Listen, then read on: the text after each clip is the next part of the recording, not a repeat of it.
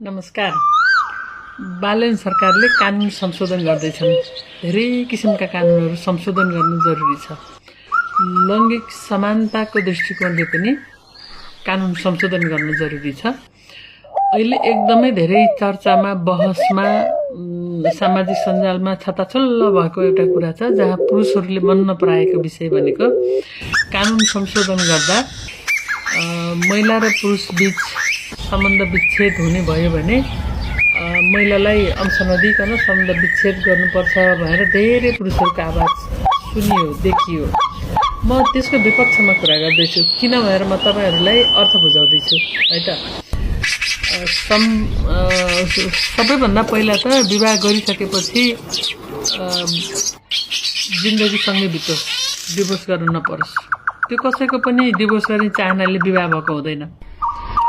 त्यसकारण विवाहित जोडीहरूलाई शुभकामना छ, जिन्दगी सँगै बितोस्। सकिन्छ भने सँगै नै मर्न सकियोस् हैन।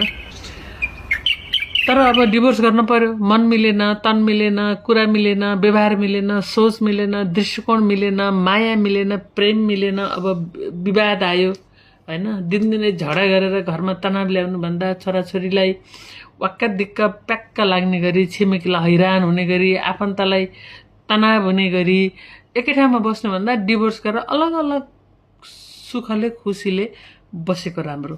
त्यस्तो अवस्थामा यदि डिभोर्स गर्नु पर्यो भने महिलालाई पुरुषले सम्पत्ति किन दिनुपर्छ?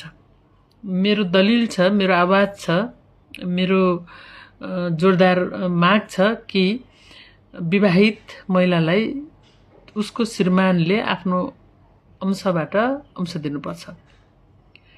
किन दिनुपर्छ भन्दा विवाह गरेर ल्याउने अर्काकी छोरी ल्याएर आफ्नो घर राख्ने, कुरा मिलेन, व्यवहार मिलेन, मन मिलेन, माया प्रेम मिलेन, ल अलग अलग बस्ने भनेर दुईजनाको सहमतिले होस् अथवा एक पक्ष होस् हैन।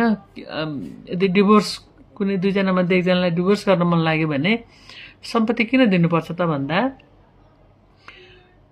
त्यो पुरुष त्यही घर बस्ने हो, यो पितृसत्ता हो नि त। पुरुष त बाहिर जानु परेन, तर अर्काको छोरीलाई ल्याएर आफूसँग राख्ने, आफ्नो यौन सन्तुष्टि पनि पूरा गर्ने, आफ्नो लागि छोराछोरी पनि जन्माउने, अनि बिहा गरेर लिएर आएकै दिनदेखि छुट्टिने दिनसम्म पुरै काम पनि लगाउने, काम पनि गर्ने, अनि तलब पनि नदिने, सम्पत्ति पनि नदिने। अन्याय भएन? शोषण भएन?